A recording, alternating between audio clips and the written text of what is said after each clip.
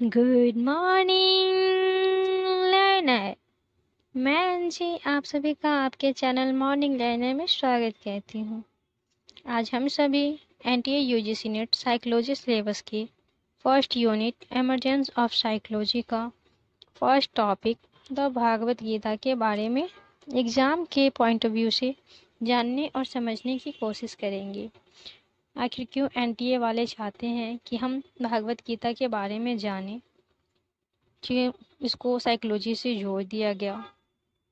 Exam में किस तरह से इसे क्वेश्चन आएंगे ये जानने और समझने की कोशिश करेंगे। ऐसे तो अभी तक भागवत गीता से पेपर 2 साइकोलॉजी में कोई क्वेश्चन नहीं आए हैं, पर आगे भी ना आए ऐसा नहीं कहा जा सकता, क्योंकि पेपर 1 का एक यूनिट जो इंडियन लॉजिक है उसके अंदर बहुत से ऐसे पॉइंट है, बहुत से ऐसे क्वेश्चन आ चुके हैं और अभी भी आते हैं जो भागवत गीता के कुछ टॉपिक से बहुत मिलते जुलते हैं। तो आइए देखते हैं क्या है भागवत गीता में जो इतना प्रसिद्ध है हमारे एनटीए वालों की नज़र में।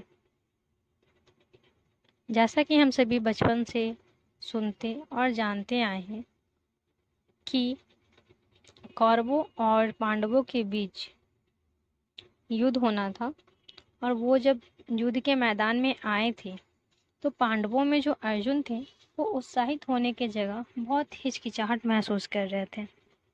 उनकी एक अलग मनोस्थिति थी।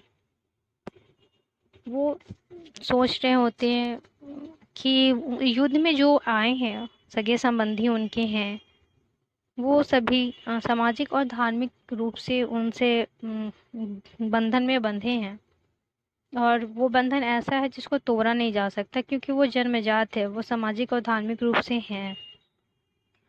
वो ऐसा सोच रहे होते हैं कि अपने से बड़े भाई, शिक्षक और उनके प्रिय जो भी थे, उनके प्रति हिंसक का भावना उत्पन्न होना उसको आसानी से समझा जा सकता है, परंतु उसको हिंसा का एक निश्चित रूप नहीं दिया जा सकता। अर्जुन की मनोस्थिति ऐसी थी कि उस समय उनके पास दो विकल्प थे। पहला विकल्प ये था कि वो अपने विरोधी जो उनके प्रिय थे, जो वो भीष्म पितामह द्रोणाचार्य, उनके जो भाई थे, उनको वो मार दे और राज्य को जीत ले और सांसारिक सुख का आनंद उठाएं।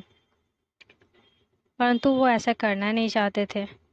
उनके लिए ये गलत था, ये पाप था। उनके पास दूसरा विकल्प ये था कि वो इस युद्ध भूमि को छोड़कर कहीं दूर भाग जाए।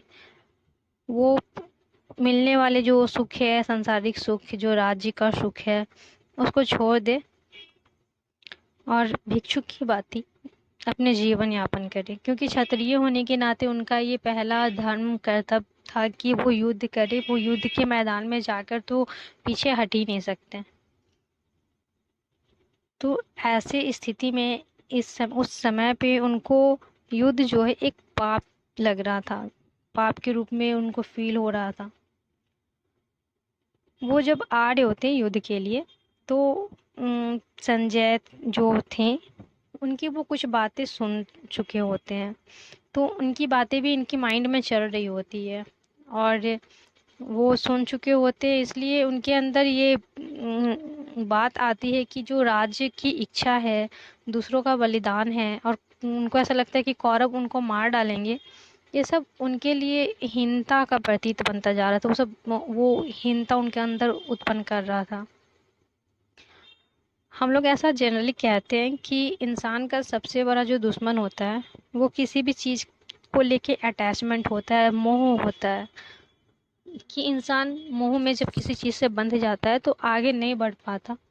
परंतु हमारे साइकोलॉजिकल पॉइंट ऑफ व्यू से, हमारा साइकोलॉजिकल पर्सपेक्टिव जो है उसके अंदर बताया गया है कि इंसान का सबसे बड़ा जो दुश्मन होता है वो हीनता की भावना होती है, खासकर तब जब इंसान खुद को लेके हीन महसूस कर रहा होता है। अब ऐसी स्थिति में वो क्या करे, क्या ना करे, उनको कौन सही मार्ग दिखाता। उनको एक ऐसे स्थिति में एक टीचर की ज़रूरत थी जो मार्ग दिखाए और वो टीचर बन के आए कृष्ण भगवान। कृष्ण भगवान जो थे वो अर्जुन को पहले से जानते थे, वो उनको समझ पा रहे थे और उस समय उनकी सारी बातों को जानकर, उनके अंदर उत्पन्न हो रही हीनता की भावना को जानकर वो उनको कन्विंस करने की कोशिश करते हैं, उनको समझाने की कोशिश करते हैं कि जो हीनता की भावना उनके अंदर उत्पन्न हो रही है उनको वो मिटाए और धैर्य पूर्वक होके उनका जो कर्तव्य है, उनकी जो व्यक्तित्व जो उनका है, उनकी जो व्यक्ति की वीरता जो है वो उनको याद दिलाते हैं कि वो कहते हैं उनसे कि उनके जो शत्रु हैं वो उससे डरते हैं, वो भय से कांपते हैं और उनकी वीरता को देखकर निराश हो जाते हैं। कृष्ण भगवान अर्जुन से कहते हैं कि वो जो भी है वो सारे लोग मर चुके हैं और सिर्फ एक सहायक कारण जो है वो है वहाँ। कृष्ण भगवान कहते हैं कि बस तुम एक जरिया हो उनके शरीर को ख़त्म करने का, बाकी वो पहले से ही मर चुके हैं। कृष्ण भगवान यहाँ पे उनको ये भी कहते हैं कि आत्मा जो होता है वो हमेशा से रहता है, वो ना कभी जन्म लेता है ना कभी मरता है।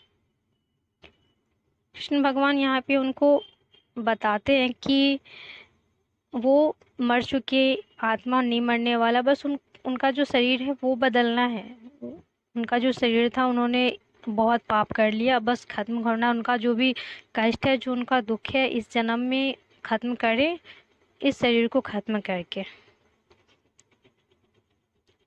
तो जो भागवत गीता है वो इस महाकाव्य जो है महाभारत हमारा महाकाव्य, उसके अंदर कृष्ण और अर्जुन के बीच की जो बातें हैं उसको कहा गया है।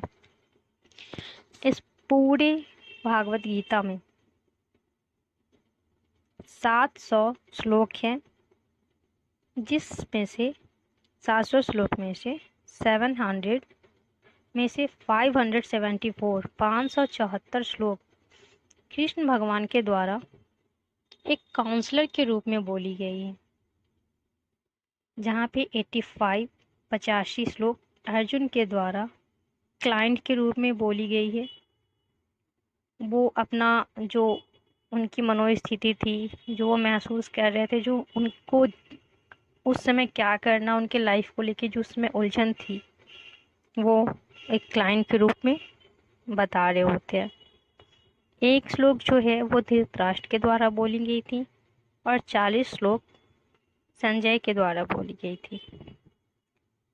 इस तरह जो 700 श्लोक है उसको 18 चैप्टर में बांटा गया है।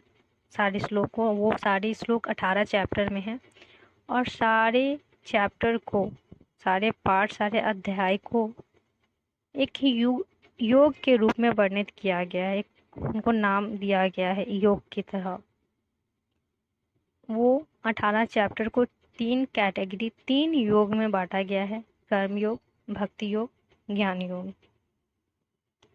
भागवत गीता में जो तीसरा, 7वां, 13, 14, 17, 18, 3, 7, 13, 14, 17, 18 जो चैप्टर है, जो अध्याय है, उसमें गुण के बारे में बात की गई है।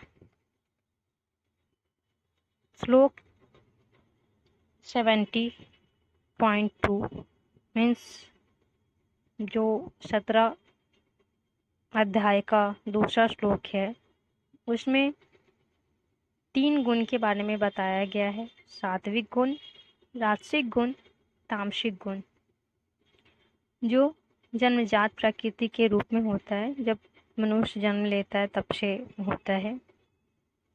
सात्विक गुण वो होता है जो शुद्ध, सत्य, करुणामय, लालसा रहित, सही करने से प्रेरित होता है, क्योंकि ये सही और अच्छा होता है। तामसिक गुण वह होता है जो अशुद्ध, द्वारक, विनाशकारी, दूसरे को चोट पहुंचाने के उद्देश्य से, तिरस्कारपूर्ण, नकारात्मक और शातिर होता है। राजसिक गुण वह गुण होता है जो अहंकार से प्रेरित होता है, व्यक्तिगत जुनून से बाहर होता है, सक्रिय होता है, दिखावटी होता है और दूसरों की स्वीकृति चाहता है। दूसरों की स्वीकृति से मतलब कि आप अच्छे लग रहे हो, ये मुझे दूसरों के मुंह से सुनना है कि मैं अच्छी लग रही। भागवत गीता में इस दुनिया को देखने का 6 तरीका बताया गया है, 6 वे, कि हम इस दुनिया को कैसे देखते हैं। वो 6 जो वे है वो है वैशेषिक, योग, सांख्य, न्याय, मीमांसा, वेदांता।